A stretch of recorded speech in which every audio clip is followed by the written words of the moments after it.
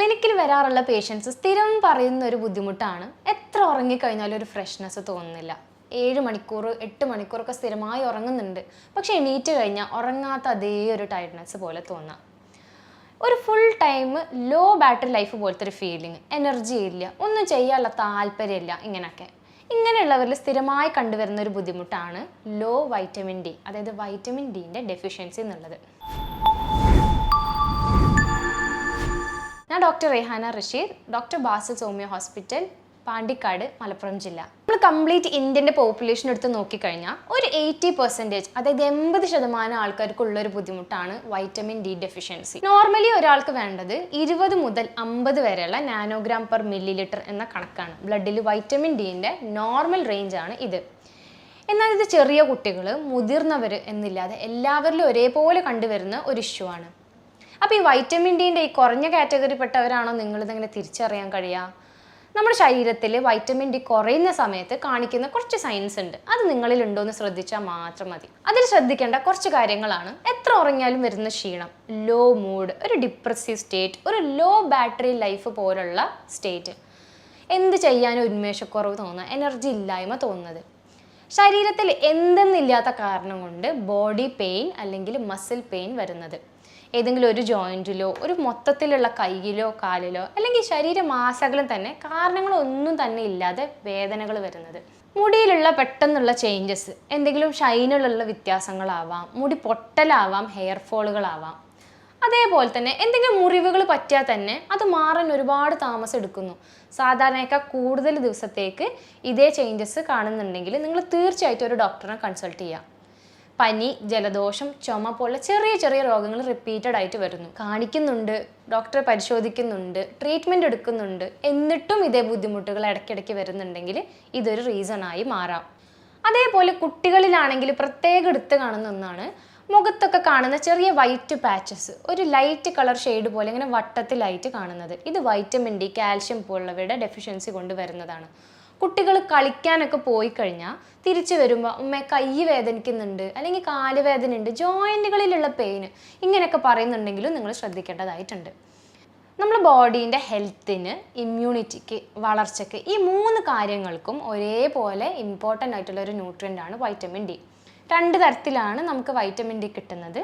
ഒന്ന് നമ്മൾ കഴിക്കുന്ന ഭക്ഷണത്തിലൂടെ, അല്ലെങ്കിൽ സൂര്യപ്രകാശം അല്ലെങ്കിൽ സൺലൈറ്റിൻ്റെ എക്സ്പോഷറിൽ നമ്മുടെ ത്വക്കിനടിയിൽ, അതായത് സ്കിന്നിൻ്റെ അടിയിലുള്ള ഫാറ്റ് അല്ലെങ്കിൽ ലിപ്പിഡ്സിനുള്ള ചെറിയ കെമിക്കൽ ചേഞ്ച് മൂലം വരുന്ന ആക്റ്റീവ് വൈറ്റമിൻ ഡിയും അതിൻ്റെ ഫങ്ഷൻസും.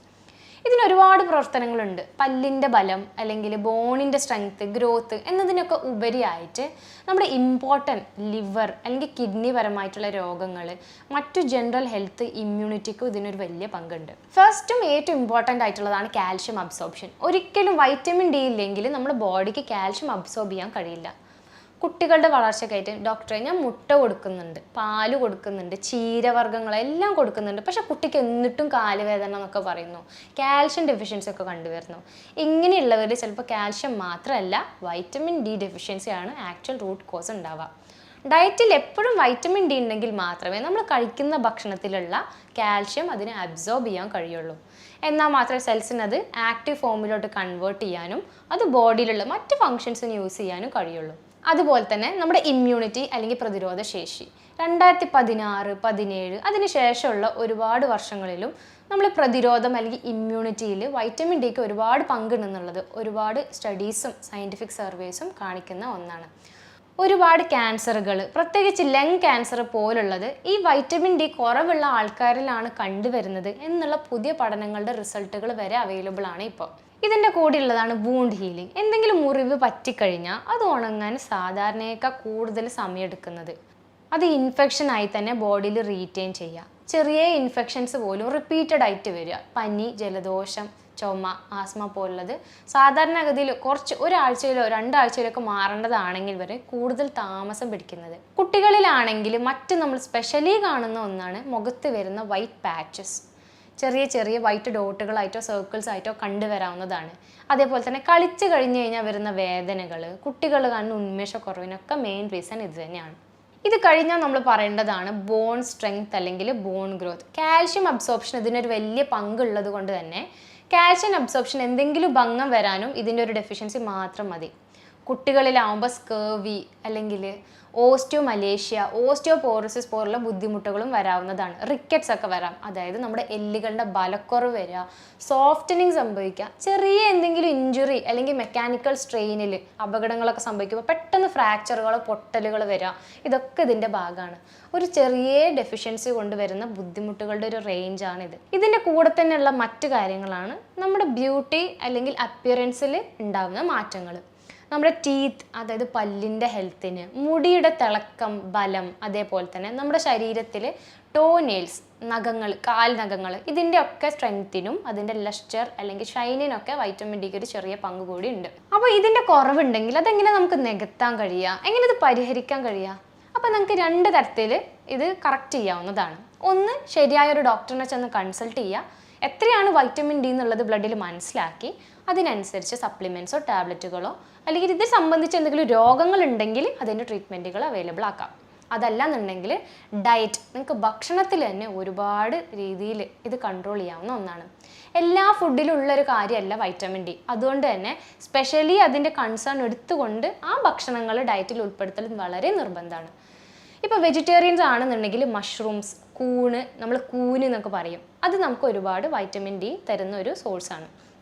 ഭക്ഷണത്തിൽ ഇടയ്ക്കിടയ്ക്ക് അത് യൂസ് ചെയ്യുക. അതല്ല, നോൺ വെജിറ്റേറിയൻസ് ആണെങ്കിൽ നിങ്ങൾക്ക് ചെയ്യാവുന്നതാണ് മീൻ, മത്തി അല്ലെങ്കിൽ കൊഴുപ്പുള്ള മീനുകൾ, കോഡ് ലിവർ ഓയിൽ ടാബ്ലറ്റുകൾ, ഇതിലൊക്കെ നല്ല എമൗണ്ടിലുള്ള വൈറ്റമിൻ ഡി ഉണ്ട്. ഇതെടുത്താലും നിങ്ങൾക്ക് ഡെഫിഷ്യൻസി ഒരു പരിധി വരെ ശരിയാവും. അപ്പോൾ ഡോക്ടർ, ഈ ബുദ്ധിമുട്ട് ഒരു 80% ആൾക്കാർക്ക് ഉള്ളതല്ലേ, അപ്പോൾ ഇത് ടെസ്റ്റ് ഒന്നും ചെയ്യാതെ തന്നെ നമ്മൾ ഈ സപ്ലിമെൻ്റ് എടുത്താൽ തീരാവുന്ന പ്രശ്നമല്ലേ ഉള്ളൂ? ഇങ്ങനെ ചോദിക്കുന്ന ആൾക്കാർക്കുള്ള ഉത്തരമാണ് vitamin toxicity. Vitamin D tablets, അതായത് സപ്ലിമെൻറ്റ്സ് അൺകൺട്രോൾഡ് ആയിട്ട് കൂടുതൽ അളവിൽ നമ്മൾ കഴിച്ചു കഴിഞ്ഞാൽ അതിൻ്റെ വരുന്ന ബുദ്ധിമുട്ടുകളെയാണ് നമ്മൾ വൈറ്റമിൻ ഡി ടോക്സിസിറ്റി എന്ന് പറയുന്നത്. ഇത് ഒരുപാട് സിംറ്റംസ് അല്ലെങ്കിൽ രോഗങ്ങൾക്ക് കാരണമാവാം. മെയിൻ ആയിട്ടുള്ളതാണ് ഓവർ കാൽഷ്യം ഡെപ്പോസിഷൻ. ഇത് 2 രീതിയിലാണ് കാണുന്നത്.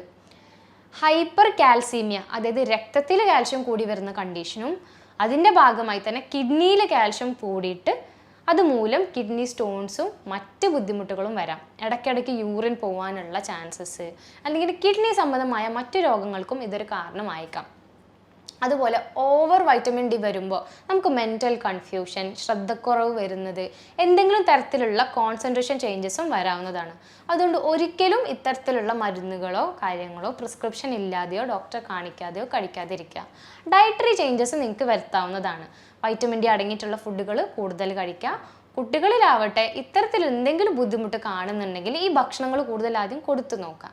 എന്നിട്ടും വരുന്നില്ല, ചേഞ്ചസ് കാണുന്നില്ലെങ്കിൽ മാത്രം ഒരു ഡോക്ടറെ കൺസൾട്ട് ചെയ്ത് ശരിയായ രീതിയിൽ ട്രീറ്റ്മെൻറ്റ് ഉറപ്പുവരുത്താം. അപ്പോൾ ഇത്തരത്തിൽ ബുദ്ധിമുട്ടുള്ള ആൾക്കാർക്ക് ചെയ്യാവുന്നതാണ്. എന്തെങ്കിലും ഞാൻ പറഞ്ഞ സൈൻസ് കാണുക, സ്കിന്നിൽ ചേഞ്ചസോ മറ്റു ബോഡി വേദനകളും കാര്യങ്ങളൊക്കെ കാണുകയാണെങ്കിൽ അടുത്തുള്ളൊരു ഡോക്ടറെ കൺസൾട്ട് ചെയ്യുക. ഹോമിയോപ്പതിയിൽ ഇതിൽ വളരെ നല്ല ട്രീറ്റ്മെൻറ്റുകൾ അവൈലബിൾ ആണ്. സ്കിൻ ചേഞ്ചസോ മറ്റു ബോഡി ചേഞ്ചസോ വരുമ്പോൾ ആ ബുദ്ധിമുട്ടിനുള്ള ട്രീറ്റ്മെൻറ്റും ഇതിൻ്റെ കൂടെ തന്നെ ഉറപ്പ് വരുത്തേണ്ടതാണ്. അപ്പോൾ ഇതേപോലെ മറ്റ് ഹെൽത്ത് കണ്ടൻറ്റുമായിട്ട് നമുക്ക് പിന്നീട് കണ്ടുമുട്ടാം. Thank you.